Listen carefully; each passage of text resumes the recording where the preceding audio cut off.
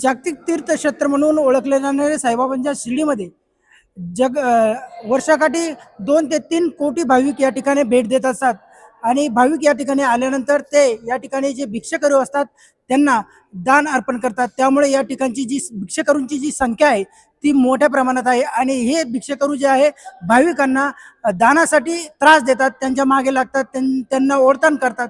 यामुळे अनेक ज्या तक्रारी आहेत त्या पोलीस स्टेशनला प्राप्त झालेल्या आहेत। त्यामुळे शिर्डी पोलीस स्टेशन असेल, साईबाबा संस्थान असेल आणि शिर्डी नगर पंचायत असेल यांनी संयुक्त कारवाई करत भिक्षेकरूंना बेघर या ठिकाणी पाठवण्यात येत असतं। दर 3 महिन्याला ही कारवाई होत होते। आपण सध्या बघू शकतो शिर्डी पोलीस स्टेशन या ठिकाणी जे भिक्षेकरू आहेत त्यांना पोलिसांनी या ठिकाणी पोलीस स्टेशनमध्ये एकत्रित करून या ठिकाणी आणलेले आहे आणि त्यांचे आता या ठिकाणी आपण जर बघितलं तर या ठिकाणी त्यांची जी न्यायालयाच्या निर्देशानुसार या ठिकाणी त्यांची आरोग्य तपासणी होते आणि आरोग्य तपासणीनंतर त्यांना ठिकाणी जेवण दिले जाणार आणि जेवण दिल्यानंतर त्यांना बेघर या ठिकाणी रवानगी करण्यात येणार आहे। एकूणच बघितलं तर आज शिर्डी पोलीस स्टेशनचे पोलीस निरीक्षक रामकृष्ण कुंभार आणि शिर्डी नगर पंचायतचे सीओ सतीश जिगे तसेच साईबाबा संस्थान यांच्या संयुक्त कारवाईने भिक्षेकरूंना या ठिकाणी आज आणलेलं आपल्याला बघायला मिळत आहे।